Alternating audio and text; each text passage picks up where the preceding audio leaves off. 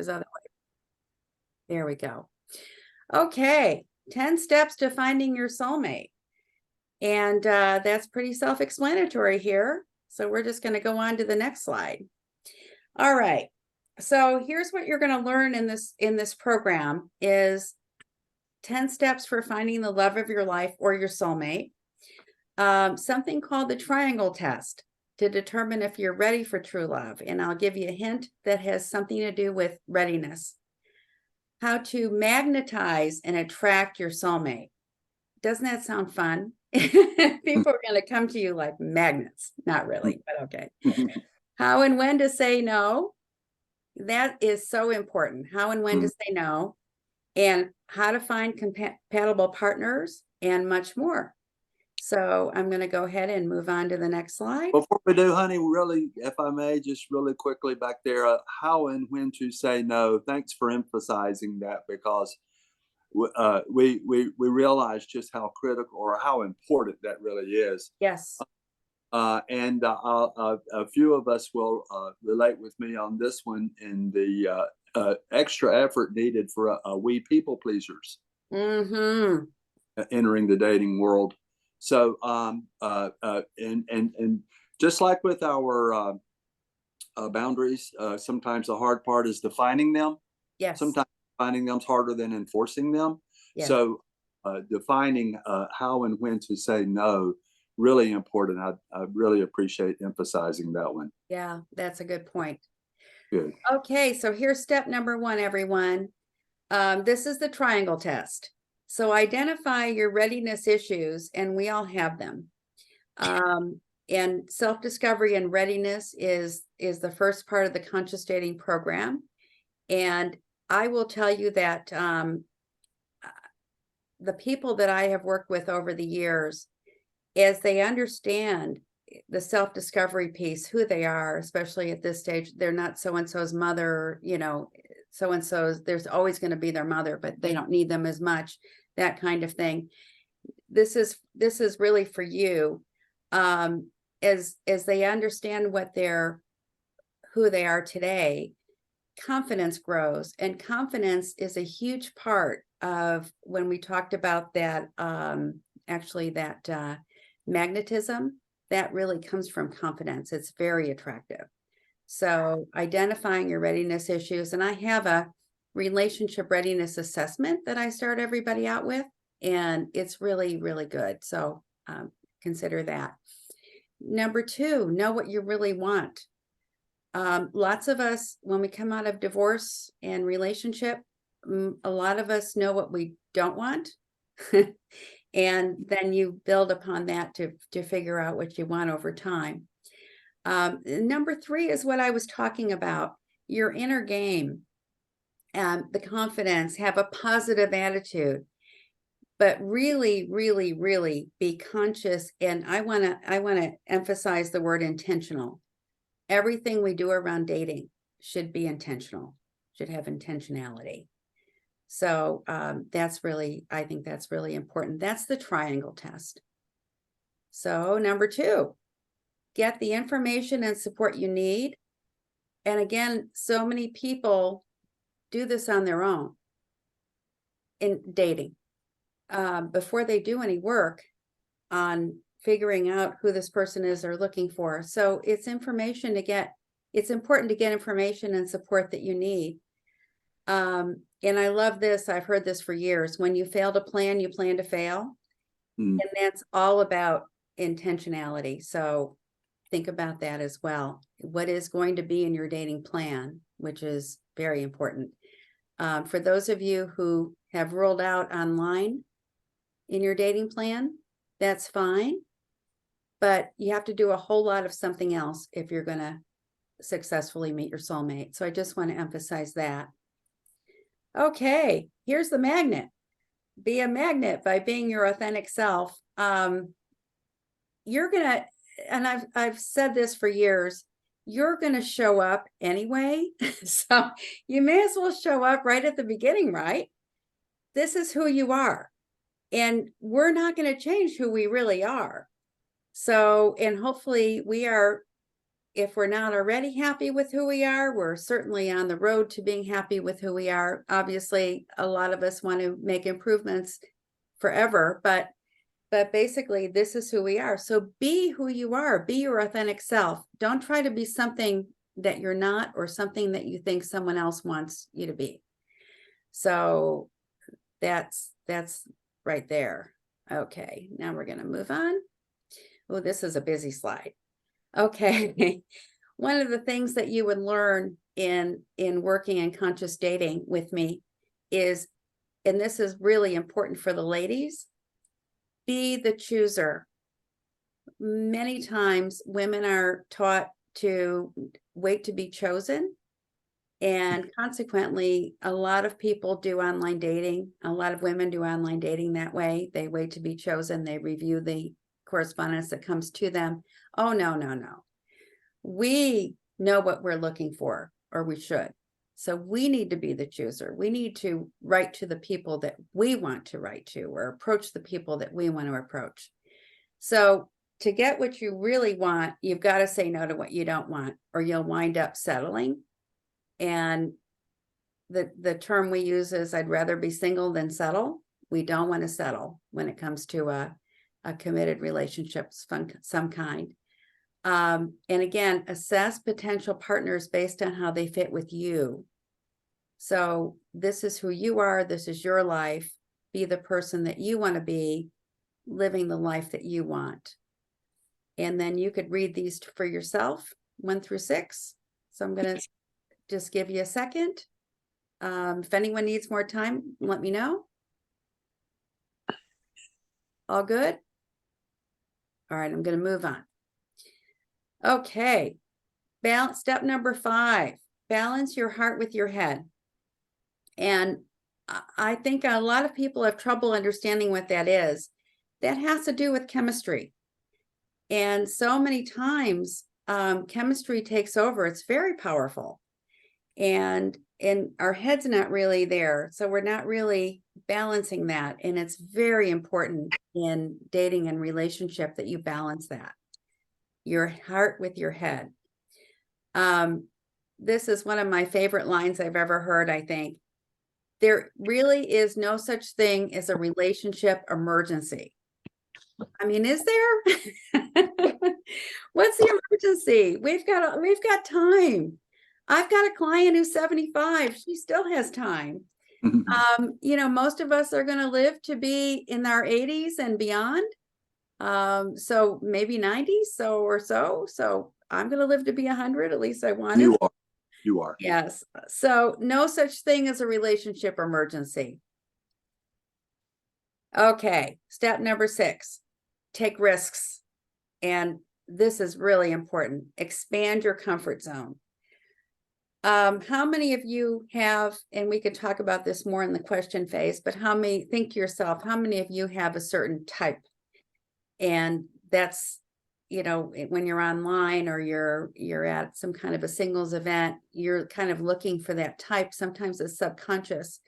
What we want to do is we want to step out of that type, and we want to expand our parameters to try some different types, if you will. And it could be looks, it could be personality, it could be lots of different things. But we want to mostly avoid past patterns because we risk repeating them. So the risk we want to take is maybe trying a new type out. If you're one of those folks that obviously you got to have some attraction to the person, but looks and everything else are going to fade over time. So what you're left with is what's on the inside of that person. So if you can get past what you're seeing on the outside, and maybe that doesn't fit what you've done in the past, you may find something really special on the inside. And I've got to just tell this quick story, honey. I actually wrote to Jerry on Match.com. Yes, you did. And I remember when his profile came up one time, and it was full of pictures of his art. And I almost went by him because my ex-husband was an artist. And I thought, oh, I don't want another artist. I want a business person. Yeah. But But there was, and he is so not a business person, but there No. was something about him, he drew me in, and I thought, I'm going to write that guy. I know he's an art. I'm going to go ahead and write that guy. So if I hadn't done it, I can't even imagine what life would be like. So take some risks. There you go. Yeah, recognize opportunities, say yes when you might normally say no. So that to me was an opportunity, and I said yes. And here we are. Here we are. Okay. Step 7, don't be afraid to say no. So many people don't know how to do that. So we talked about boundaries, and once you define what those are and your needs, then you kind of search for that, and when somebody is, and they'll show you who they are pretty quickly. When they show you who they are and they're stepping on one of your boundaries, or that you're not getting needs met, say no to what you don't want, and you take responsibility for getting what you do want. I just, in the first year of a relationship, I always tell my clients, stop and assess every 3 months. Every 3 months. Is this the person that you thought it was? Is this relationship going where you want it to go? Are there issues that you're not talking about? Because that first year is so critical. So stop and assess every 3 months the first year. And then I think after that, make a decision on to whether or not you want to move ahead. I have a matchmaking client, gentleman, and I introduced him to somebody, I think it was the 3rd introduction, and he really liked her. So I allow for a pause, up to 3 months. I have to really expand that because it actually took him longer, but he was assessing every 3 months. And when he got to the 9-month place, he said, no, this isn't the right person. So he stepped back out of that, said no.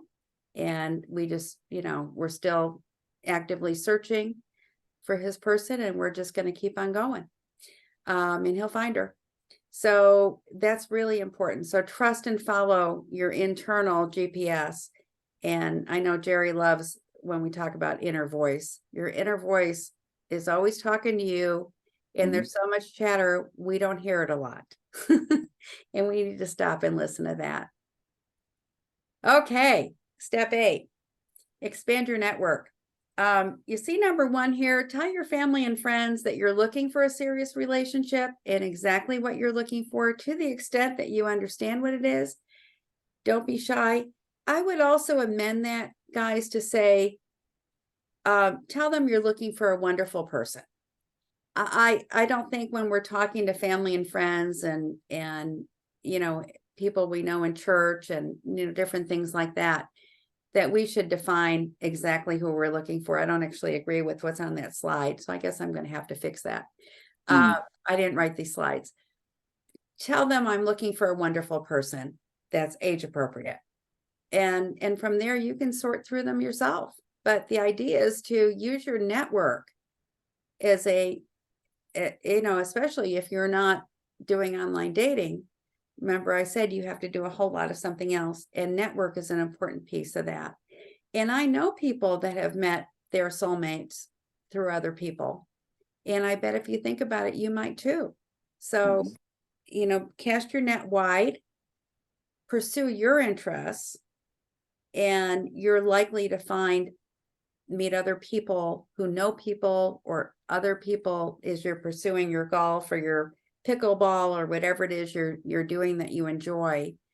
You might find that a person doing that too. So that's really important. That's one thing I love about Meetup.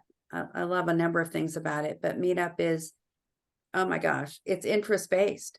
So you can find a Meetup group for anything in your town. And I absolutely use them. And then you will naturally increase your circle of friends and acquaintances. And you're not making friends and meeting people so they can help you find your person, but that could be a piece of that. That could be a natural progression of that. So get out there and meet people. That's what I did. Never know. Okay, step 9, use the 5 power tools. So we have to think about what kind of a life and relationship do we want with this person, and visualize it.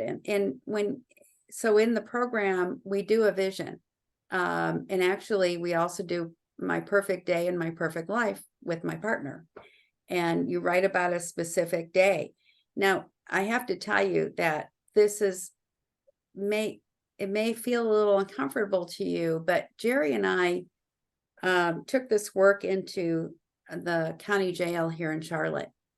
And folks, when someone's in jail and they don't even know when they're getting out, and they could sit there and visualize a day in the life with, out of jail and with their partner, anyone could do it. And it's wonderful. So Great it's point.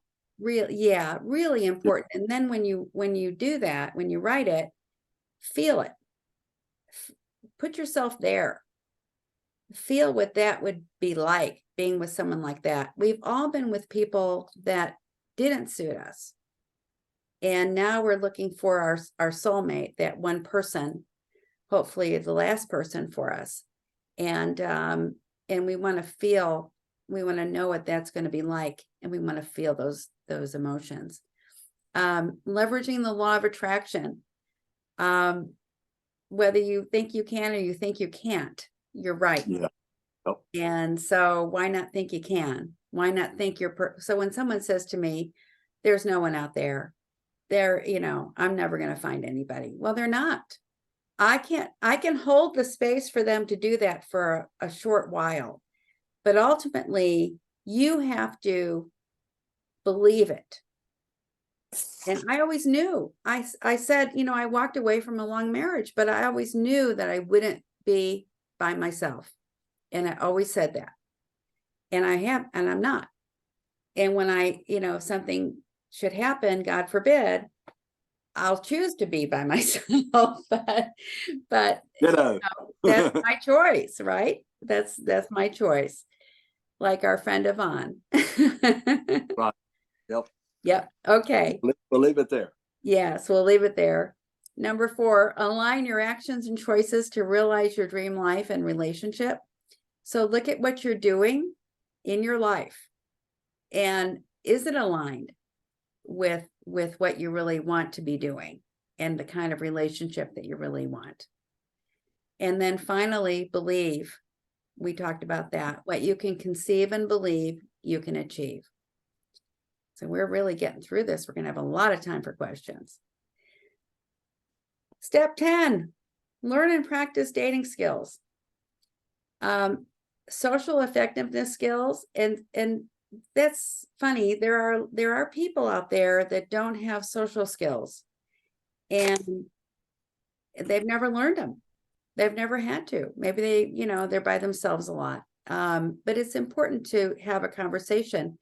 I was talking with a prospective client, and she said, I just don't know what to say to somebody when I go to a meetup event or something, a singles meetup event. And I feel very uncomfortable because I don't know what to say. And I said, be curious, ask them about themselves. Mm-hmm. And they'll come back and ask you. So think about how you would answer. But those are social skills, and she didn't have them.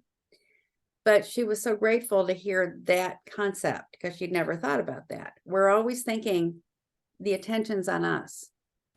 Everybody else there is thinking the same thing. So cut that tension and just go up and introduce yourself and ask some questions. Same thing on dating skills. Oh my gosh, there's so much to say about this, and I won't say it all. This is what you'll learn from me.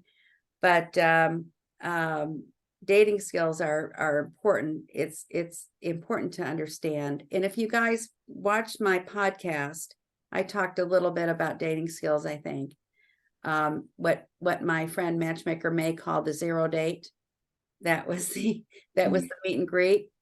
That was such a new concept for people. Mm-hmm. And then there you go into number 3, intimacy skills. And I don't do much in intimacy, honestly. But there's lots of work out there on that. So that was the 10 steps. See how easy that is? Easy peasy. I have an interesting, I've always liked this one. That it helps me have a better understanding of the word intimacy. I saw a graphic artist made to where they wrote it out, into me, see. I love And it. if we think about it that way, in other words, it's just from my understanding, a great big part of it is uh, uh, becoming better at being authentic and being real and being open with my partner or my family member, or whatever relationship we're talking about, to better understand the concept of intimacy. I really like that. Yeah, that's really good. Good. So I have an invitation for you. I am happy to speak with you one-on-one.